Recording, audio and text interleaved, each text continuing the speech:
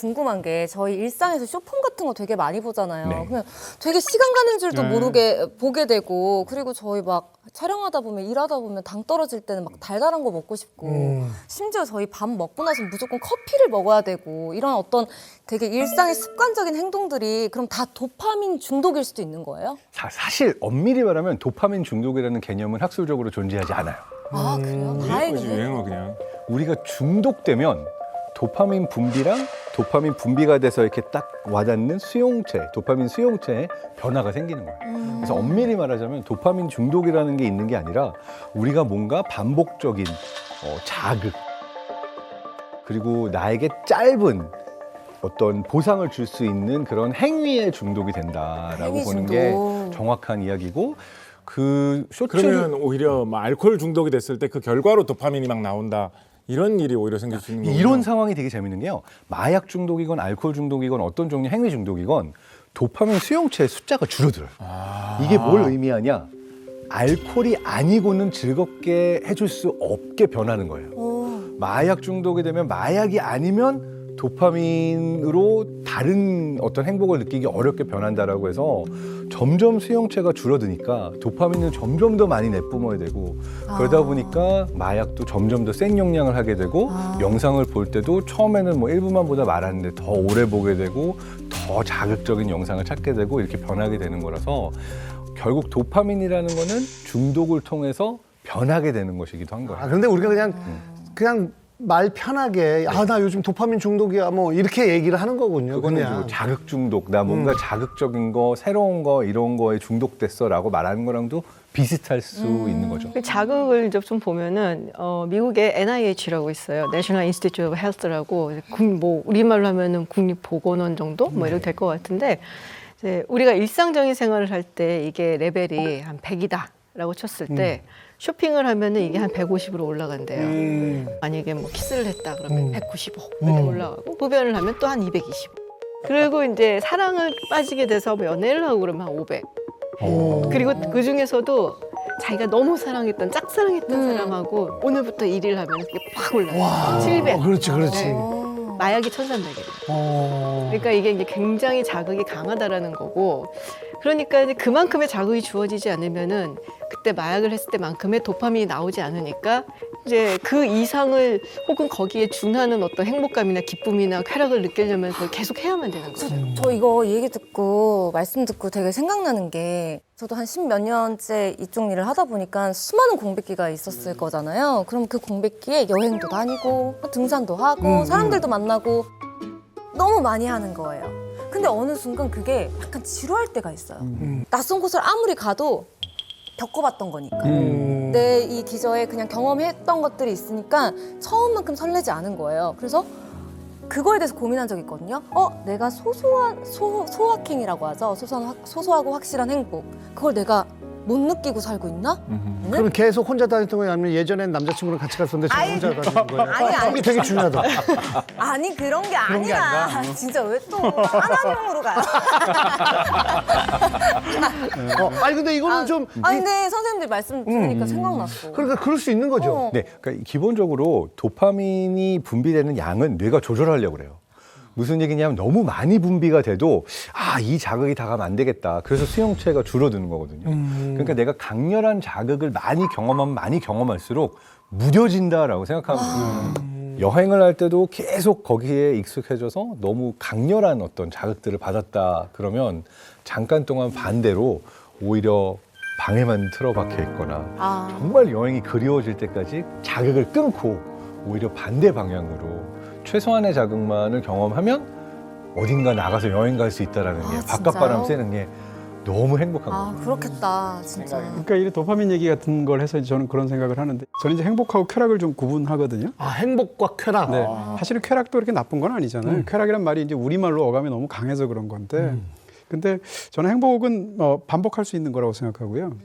쾌락은 반복하지 않는 일회적인 것, 강렬한 거라고 생각하는데 그러니까 쾌락은 결국 아까 말씀드린 것처럼 뭔가 새로운 것, 일생일 때 뭐 무슨 버킷리스트가 같이처럼 되어 있어서 꼭 내가 해봐야 될 무언가 이렇게 하게 되면 그런 것이 주는 것은 결국 저는 쾌락이라고 생각하고요. 여행을 그냥 반복적으로 정말 많이 하는 경우가 아니라면 대부분의 경우에 여행은 전 쾌락이라고 생각하는 거예요.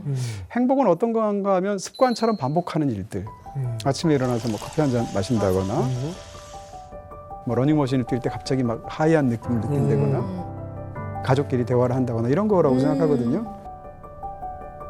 제가 좋아하는 말 중에 이제 서은국 박사가 쓰신 그 책 중에 그런 말 나오는데 행복은 강도가 아니라 빈도라는 말을 해요. 좋은 말이다. 네. 근데 우리는 근데 보통 행복을 강도로 생각하잖아요. 맞아요. 그래서 뭔가 짜릿하고 내 인생을 바꾸는 도파민 폭발 이런 걸 생각하는데 그렇지 않고 저 훨씬 더 사람을 행복하게 만드는 것은 강도가 아니고 빈도라는 얘기고 행복이라는 것은 결국 습관에 관한 것이고 습관이 좋은 사람, 반복해서 하는 습관이 좋은 사람이 행복한 사람이 아닌가 뭐 이런 생각하고 있어요. 그러면 습관이 좋으려면 감사해야겠네요.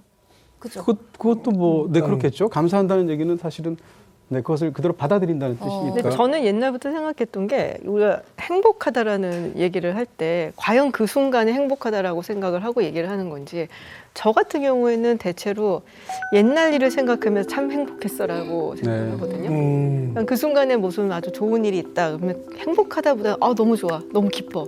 막 그런 기분이지 사실 이 행복하고는 조금 다른 것 같아요. 지나고 나서 생각하면 그때가 참으로 행복한 순간이었고 그게 계속됐으면 좋겠어라고 생각을 하지. 그래서 그 모호한 구분이기는 하지만 확실히 말씀하신 것처럼 그 순간 도파민이 막 폭발하듯이 이게 이제 행복한 순간은 아닌 것 같아요.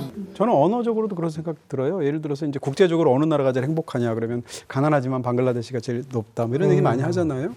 그럼 이걸 어떻게 한번 그 행복도를 측정하는지 한번 상상을 해보면 물어볼 거 아니겠습니까? 설문으로. 영어로 뭐 막물점 Are you happy라고 물어볼 거고 한국말로는 행복하십니까? 이렇게 물어볼 텐데 제가 느끼기에 한국말로 행복이라는 말과 영어로 해피라는 말의 경중을 따지면 한국말의 행복이 훨씬 더 무거워요. 그리고 훨씬 더 진지한 개념이에요. 근데 영어로 행복을 느낀다, 해피라는 말을 쓰게 되면 훨씬 더 가볍게 할 수 있는 말이거든요. 맞아. 그 메뉴 중에 해피밀이라는 거 있어요. 되게 가벼운 것 같은데 한정식 집에 갔는데 행복식 이런 게 나오면 되게 거창하게 나와요.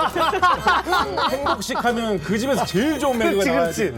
이게 행복식이고 이럴 것 같은데 해피밀은 되게 싸도 해피밀이 할 수 있을 것 같아요. 그리고 애들이 해피밀 사주면 정말 행복해요. 진짜 해피해집니다. 아니, 그러니까 행복하다는 이 말 하나, 언어 하나만으로도 다른데 이런 것을 가지고 행복 수치를 따져서 설문조사 결과에 따라 단순 비교를 해서 한국 사람이 훨씬 더 불행한 수치가 높다 이렇게 말을 한다는 건 저는 일단 단순히 언어적으로만 봐도 좀 문제가 있을 것 같거든요. 그렇네요. 최근에 김창완 씨가 책을 내셨는데 김창완 씨의 책 제목이 찌그러져도 동그라미입니다. 예요.